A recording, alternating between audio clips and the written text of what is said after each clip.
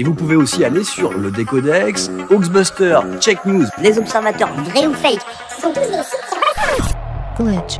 A sudden, usually temporary malfunction or irregular. J'ai sous les yeux là une photocopie prise du bulletin maçonnique intitulé Humanisme, septembre 97. Alors, il y a un petit article intéressant qui s'intitule Des loges aux lois. Et ils expliquent.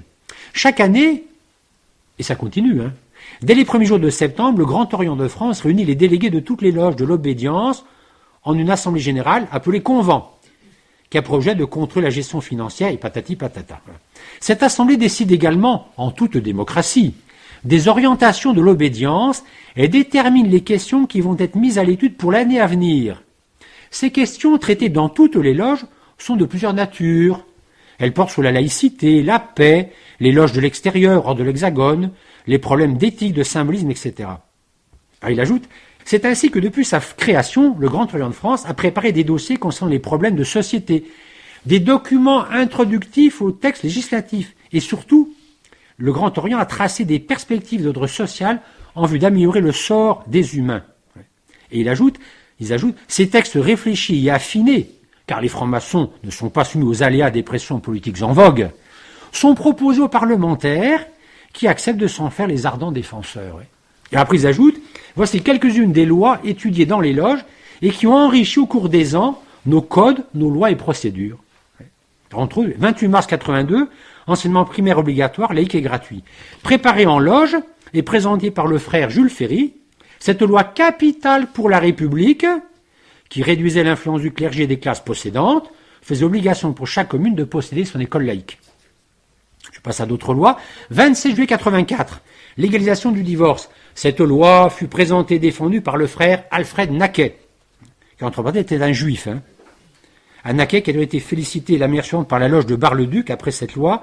C'est une revanche de l'État sur l'Église. Et un acheminement, écoutez 184, et un acheminement à la séparation de ces deux vieux conjoints.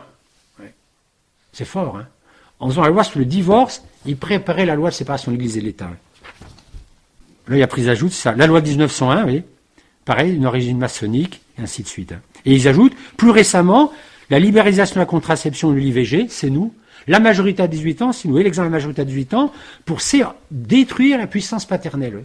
Détruire la puissance paternelle. Toujours le même objectif. Citons, il est temps, je crois, de le faire, là, un texte connu, mais qui vient bien à propos, si vous voulez bien.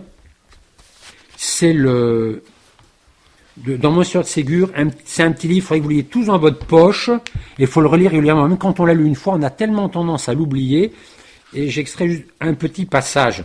Quel est le titre du livre ? La Révolution, par Monsieur de Ségur, tout petit. La corruption.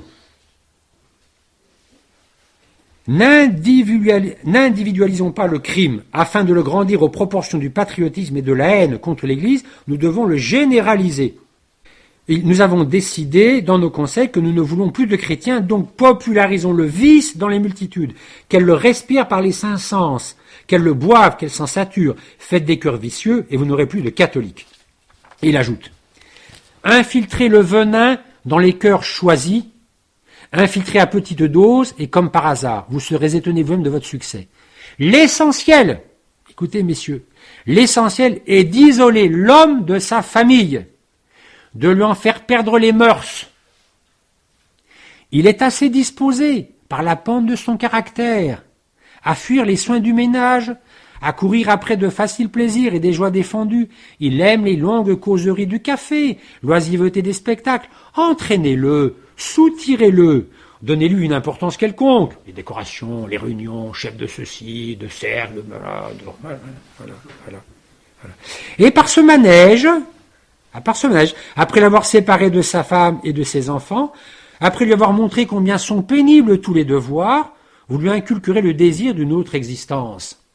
L'homme est né rebelle. Attisez ce désir de rébellion jusqu'à l'incendie. Mes amis, ils le pratiquent, ça. Ils le pratiquent en permanence. Il y a des gens qui passent leur vie à penser, à réfléchir comment appliquer ça de manière très efficace, de manière très sophistique, sans que nous nous en rendions compte. Et nous sommes inattentifs. Nous, on les marche les mains dans les poches, comme si c'était pas en guerre. On est en guerre, mes amis. En guerre. Il faut être toujours prêt à dégainer, à se battre. Oui. Et ça, nous l'oublions. En 1930, dans le manuel de guerre psychologique soviétique pour subvertir les États-Unis. Bon, je passe ce début là. La deuxième loyauté de l'animal humain, la première c'était envers soi-même, il cherche en fait à humilier l'homme, voyez-vous.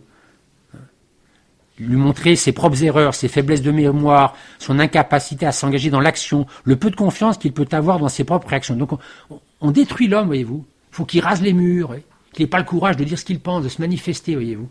Alors, la deuxième loyauté de l'animal humain, merci pour l'animal humain, est envers la cellule familiale, envers ses parents, ses frères et sœurs.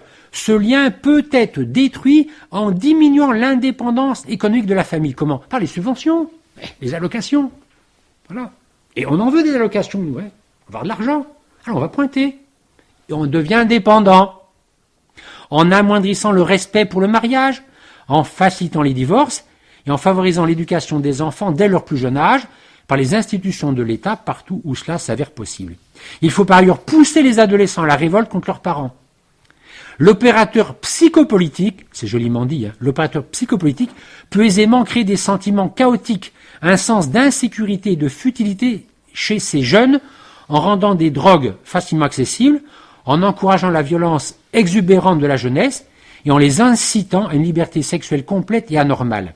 Et l'opérateur rendra ainsi cette jeunesse disponible à la solution qui lui ouvrira les portes de toutes les libertés, à savoir le communisme.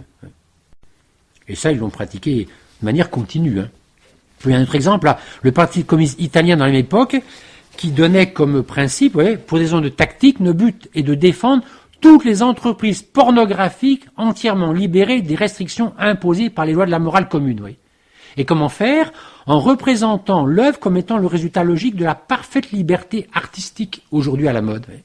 C'est notre devoir de poursuivre résolument cette politique. Et plus encore quand les films projetés sont des plaidoyers en faveur de l'homosexualité. Il faut penser qu'il y a une volonté perverse de nos ennemis de faire le mal, oui, et de le vouloir de le pratiquer.